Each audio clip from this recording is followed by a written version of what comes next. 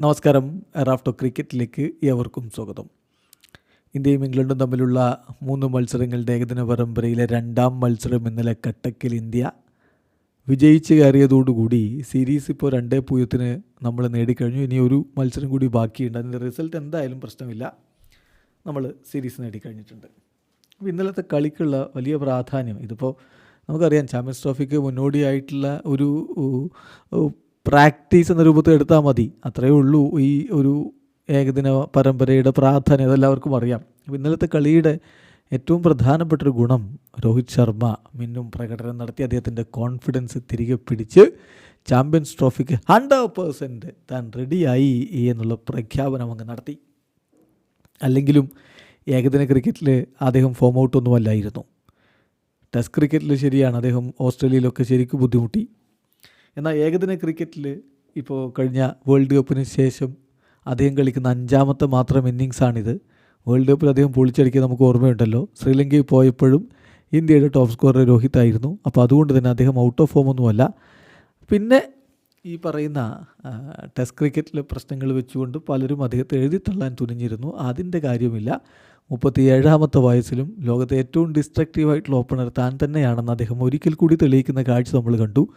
കളിക്ക് ശേഷം Jos Buttler അത് പറയുകയും ചെയ്തു. രോഹിത് കഴിഞ്ഞ കുറച്ച് കാലമായിട്ട് ഇങ്ങനെയാണ് കളിക്കുന്നത്, ഇങ്ങനെ കളിക്കണമെന്നാണ് ഞങ്ങൾ ആഗ്രഹിക്കുന്നത് എന്ന് ജോസ് ബട്ട്ലറും പറഞ്ഞ സ്ഥിതിക്ക് അദ്ദേഹത്തിൻ്റെ എതിരാളികളൊക്കെ അല്ലെങ്കിൽ അദ്ദേഹത്തിൻ്റെ വിമർശകരൊക്കെ കുറച്ച് സമയത്തേക്കെങ്കിലും മിണ്ടാതിരിക്കുന്നതായിരിക്കും നന്നാവുക. വായടപ്പിച്ചിരിക്കുന്നു ബാറ്റ് കൊണ്ട് തന്നെ ഹിറ്റ്മാൻ. ഏതായാലും കളിയിലേക്ക് വരികയാണെങ്കിൽ ടോസ് ലഭിച്ച ഇംഗ്ലണ്ട് ബാറ്റ് ചെയ്യാൻ വേണ്ടി തീരുമാനിക്കുകയായിരുന്നു. 304 റൺസാണ് അവരടിച്ചത്. അവരുടെ പ്രകടനത്തിൽ എടുത്ത് പറയേണ്ടത് റൂട്ടിൻ്റെ ബാറ്റിംഗ് ആണ്. അദ്ദേഹം 69 റൺസ് വളരെ കാം ആൻഡ് കമ്പോസ്ഡ് ആയിട്ടുള്ള രൂപത്തിൽ അദ്ദേഹം നേടി. ഡക്കറ്റ് തട്ടുപൊളിപ്പൻ തുടക്കം കൊടുത്തു. അദ്ദേഹം 65 റൺസ് എടുത്തു. ഇന്ത്യൻ ബൗളിങ്ങിൽ 35 റൺസിന് 3 വിക്കറ്റ് എടുത്ത രവീന്ദ്ര ജഡേജയാണ് ഇംഗ്ലണ്ടിന് കടിഞ്ഞാണിട്ടത്. മറുപടി ബാറ്റിങ്ങിൽ പിന്നെ പറയണ്ടല്ലോ. രോഹിത്തിൻ്റെ 119, ഗില്ലിൻ്റെ 60, അയ്യരുടെ 44, അക്സറുടെ പുറത്താകാത്ത 41 എല്ലാം ചേർന്നുകൊണ്ട് തകർപ്പൻ വിജയത്തിലേക്ക് നമ്മുടെ ടീം കടന്നു പോവുകയായിരുന്നു. ഇനി വിശദമായിട്ട് നമുക്ക് കാര്യത്തിലേക്ക് വരാം. ടോസ് ലഭിച്ച ഇംഗ്ലണ്ട് ബാറ്റ് ചെയ്യാൻ വേണ്ടി തീരുമാനിക്കുന്നു. നമുക്കറിയാം കഴിഞ്ഞ മത്സരത്തിലും അവർക്ക് മികച്ച തുടക്കമാണ് ഓപ്പണർമാർ കൊടുത്തിരുന്നത്. അപ്പോൾ ഈ മത്സരത്തിലും അതിൽ നിന്ന് വ്യത്യസ്തമല്ലാത്തൊരു സ്റ്റാർട്ട് അവർക്ക് ലഭിക്കുന്നുണ്ട്. ഫിൽ സാൾട്ടും ബെൻ ഡക്കറ്റും ചേർത്തുകൊണ്ട് നല്ല രൂപത്തിൽ അടിച്ച് കളിച്ചു. പ്രത്യേകിച്ച് ഡക്കറ്റാണ് കൂടുതൽ ആക്രമണകാരിയായിട്ട് അനുഭവപ്പെട്ടത്.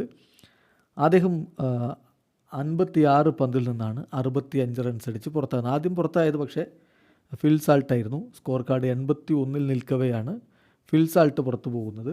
വരുണിൻ്റെ പന്തിൽ ജഡേജ പിടിച്ചാണ് പുറത്തു പോകുന്നത്. വരുൺ 33-ാം വയസ്സിൽ ഏകദിനത്തിൽ ഡെബ്യൂ നടത്തുന്നു. അത് നമുക്കറിയാം, T20യിലെ മികച്ച പ്രകടനമാണ് അദ്ദേഹത്തിന് ഈ ഒരു സീരീസിലേക്ക് അവസരം കൊടുക്കുന്നത്. അവസാന ഘട്ടത്തിലാണ് അതിലോ അദ്ദേഹത്തെ ആഡ് ചെയ്യുന്നത്. തുടക്കത്തിൽ തന്നെ, തൻ്റെ കരിയറിൻ്റെ തുടക്കത്തിൽ തന്നെ അദ്ദേഹം വിക്കറ്റ് എടുക്കുന്ന കാഴ്ച. ഫിൽ സാൾട്ടിനെ വരുണിൻ്റെ പന്തിൽ ജഡേജ പിടിക്കുന്നു. 29 പന്തിൽ നിന്ന് 26 റൺസാണ് അപ്പോൾ ഫിൽ സാൾട്ട് അടിച്ചിരുന്നത്. മറുഭാഗത്ത് ബെൻ ഡക്കറ്റിനോടൊപ്പം ജോ റൂട്ട് എത്തി. എന്നാൽ സ്കോർ 102-ലെത്തുമ്പോഴാണ് ബെൻ ഡക്കറ്റ് പുറത്താകുന്നത്. ജഡേജയുടെ ഇൻട്രഡക്ഷൻ ഇന്ത്യക്ക് വളരെ അധികം ആശ്വാസകരമായ ബൗളിംഗ് പ്രകടനമാണ് ജഡേജയിൽ നിന്ന് വന്നത്. ജഡേജയുടെ പന്തിൽ പാണ്ഡ്യ പിടിച്ച് പുറത്താകുമ്പോൾ 56 പന്തിൽ 65 റൺസായിരുന്നു ഡക്കറ്റിൻ്റെ സംഭാവന. ജോ റൂട്ടും ഹാരി ബ്രൂക്കും ചേർന്നുകൊണ്ടുള്ള കൂട്ടുകെട്ടാണ് പിന്നീട് ഇംഗ്ലണ്ടിനെ മുന്നോട്ട് കൊണ്ടുപോകുന്നത്. ഈ സീരീസിൽ ഹാരി ബ്രൂക്കിൻ്റെ സ്പിന്നിനെതിരെയുള്ള ടെക്നിക്ക് വലിയ രൂപത്തിൽ സ്ക്രൂട്ടനി ആയിട്ട് നിൽക്കുന്നൊരു സമയമാണ്. വലിയ സ്ക്രൂട്ടനൈസേഷൻ അതിൽ നടക്കുന്നുണ്ട്. ഏതായാലും ഒരുവിധം അദ്ദേഹം 31 റൺസ് അടിച്ചു. പക്ഷേ അർഷദ് റാണയുടെ പന്തിൽ ശുഭ്മൻ ഗില്ല് പിടിച്ച് പുറത്തായി. 52 പന്തിൽ 31 റൺസായിരുന്നു അദ്ദേഹത്തിൻ്റെ സംഭാവന. അങ്ങനെ ഇംഗ്ലീഷ് ടീമിന് വേണ്ടി ജോസ് ബട്ട്ലർ ക്രീസിലേക്ക് പതിവ് പോലെ ജോസ് ബട്ട്ലർ അദ്ദേഹത്തിൻ്റേതായിട്ടുള്ള രീതിയിൽ മുന്നോട്ട് പോയിക്കൊണ്ടിരിക്കുകയായിരുന്നു. സ്കോർ ബോർഡ് 219-ലെത്തുമ്പോഴാണ് ജോസ് ബട്ട്ലർ പുറത്താകുന്നത്. 35 പന്തിൽ നിന്ന് 34 റൺസാണ് അദ്ദേഹത്തിൻ്റെ സംഭാവന ഉണ്ടായിരുന്നത്. ശ്രദ്ധിക്കുക, ഈ ഒരു ഘട്ടം വളരെ ഇമ്പോർട്ടൻ്റ് ആയിരുന്നു. ജോസ് ബട്ട്ലറും ജോ റൂട്ടും ചേർന്നുകൊണ്ട് ടീമിനെ മുന്നോട്ട് കൊണ്ടുപോകുന്നു. ജോ റൂട്ട് അർദ്ധ സെഞ്ചുറി നേടുന്നു. അവർ വേഗത്തിൽ അടിച്ചു തുടങ്ങാനുള്ളൊരു ശ്രമത്തിലേക്ക് പോവും എന്ന് എല്ലാവരും വിലയിരുത്തിയ ഘട്ടത്തിലാണ് ജോസ് ബട്ട്ലറുടെ ആ പുറത്താവൽ. പാണ്ഡ്യയുടെ പന്തിൽ ശുഭ്മൻ ഗില്ലിൻ്റെ ക്യാച്ച്. ഗില്ല് ഇന്നലെ മികച്ച പ്രകടനമാണ് കേട്ടോ ഫീൽഡിൽ നടത്തിയത്. അത് നമുക്ക് പറയാതിരിക്കാൻ വയ്യ.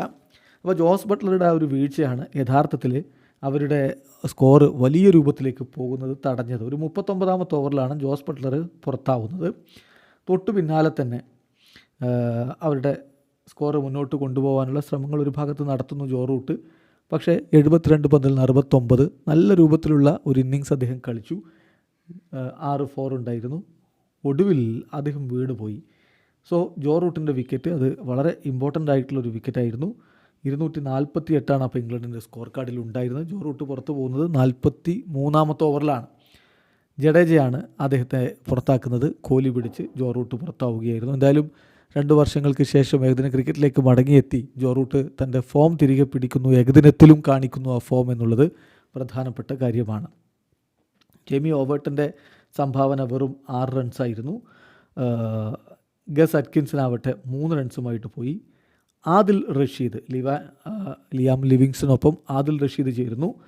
ആദിൽ റഷീദ് 3 കിടിലൻ ഫോറുകൾ അടിക്കുന്ന കാഴ്ച. ഷമിക്കെതിരെ മനോഹരമായ 3 ഫോറുകൾ ആദിൽ റഷീദ് അടിക്കുന്നുണ്ടായിരുന്നു.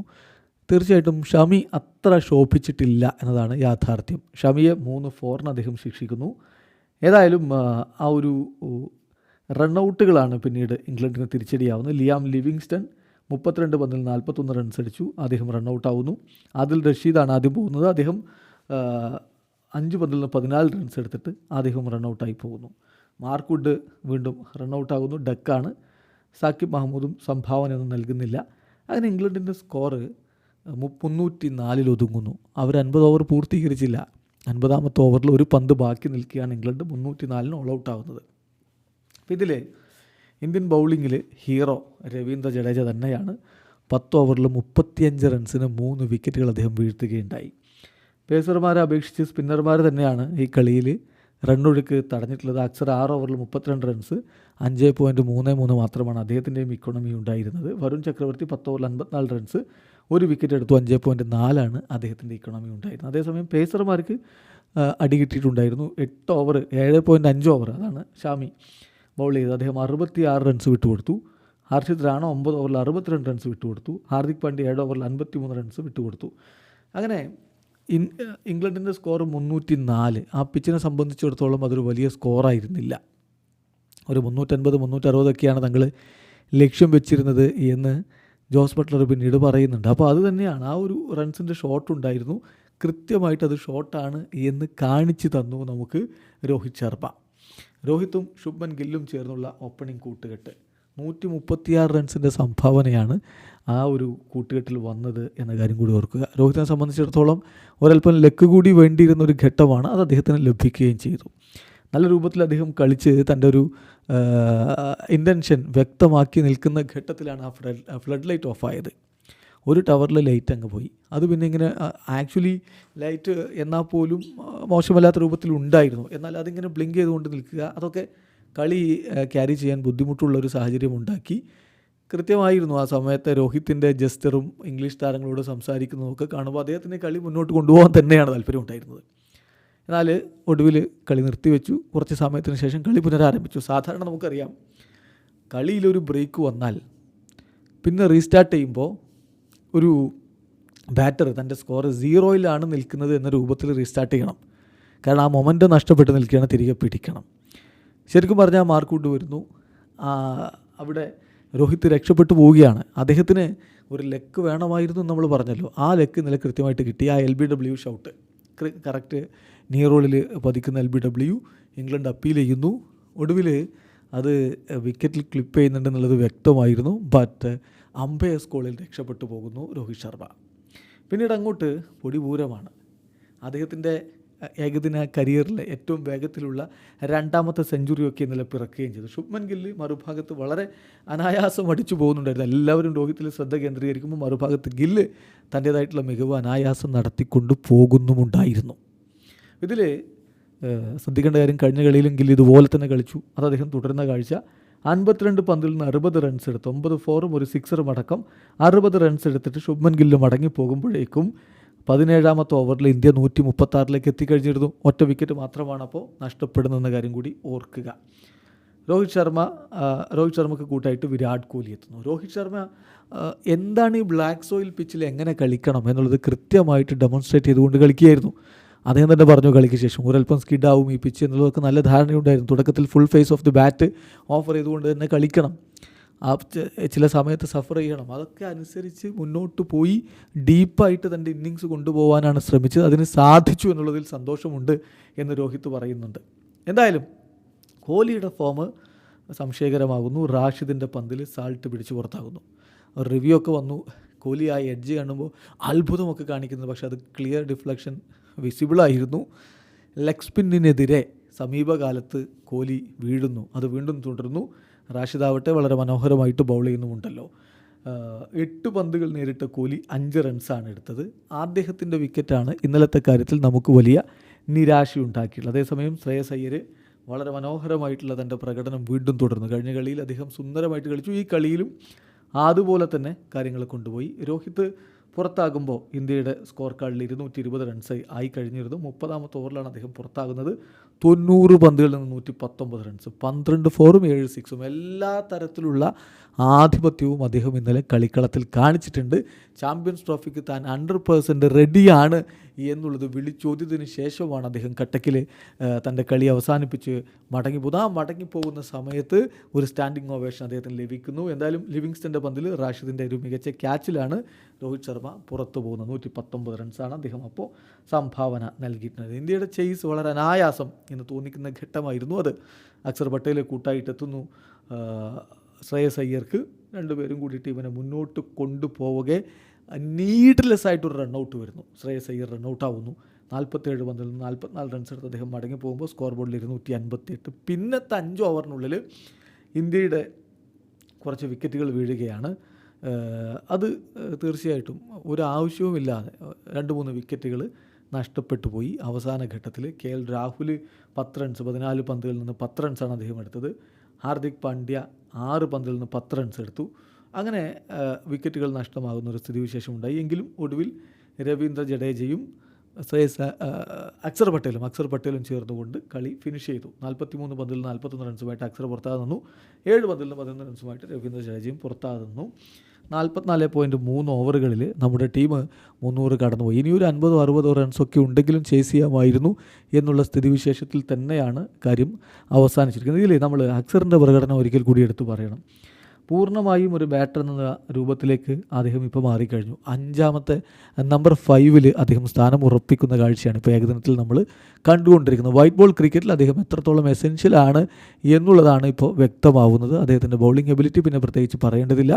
ബാറ്റർ എന്ന രൂപത്തിൽ അദ്ദേഹം ഉണ്ടാക്കിയിട്ടുള്ള ഈ ഒരു ഇമ്പ്രൂവ്മെൻറ്റ് ടീമിന് നൽകുന്ന ആത്മവിശ്വാസവും അതുപോലെ ബാറ്റിംഗ് ഡെപ്തും എത്രയാണെന്ന് പറഞ്ഞറിയിക്കാവതല്ല. ഏതായാലും അക്സറിൻ്റെ ആ ഒരു പ്രകടനത്തിന് അഭിനന്ദനം അർഹിച്ചേ പറ്റും. ഇംഗ്ലണ്ടിനെ സംബന്ധിച്ചിടത്തോളം ഇത് നിരാശയുടെ ഒരു സീരീസായിട്ട് മാറുകയാണ്. T20 മത്സരങ്ങളിൽ അവർ അമ്പേ പരാജയപ്പെട്ടു. ഏകദിനത്തിൽ ഇതാ വീണ്ടും പരാജയപ്പെട്ടിരിക്കുന്നു.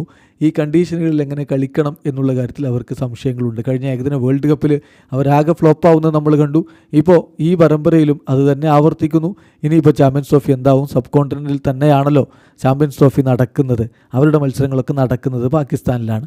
സോ ആ ഒരു സാഹചര്യത്തിൽ ഇംഗ്ലണ്ട് എങ്ങനെ മുന്നോട്ട് പോകും എന്നുള്ളതിൽ അവരുടെ മുമ്പിൽ ഒരു ബിഗ് ക്വസ്റ്റ്യൻ മാർക്ക് വന്നിരിക്കുകയാണ്. എന്തായാലും ഇന്ത്യയുടെ ഈ വിജയം, രോഹിത്തിൻ്റെ മടങ്ങി വരവ് എല്ലാം കൊണ്ടും പോസിറ്റീവാണ്. ഇന്നലെ രോഹിത് പറഞ്ഞ പോലെ ഞങ്ങൾക്കിനി ഇമ്പ്രൂവ് ആവേണ്ടത് പക്ഷേ ഏതെങ്കിലും സ്പെസിഫിക് ഏരിയയിൽ ഇമ്പ്രൂവ് ആവണമെന്നല്ല, ടീം എന്ന നിലയിൽ ഒരുമിച്ച് ഒന്നുകൂടി ഇമ്പ്രൂവ് ആവണം, ബെറ്റർ ആവണം.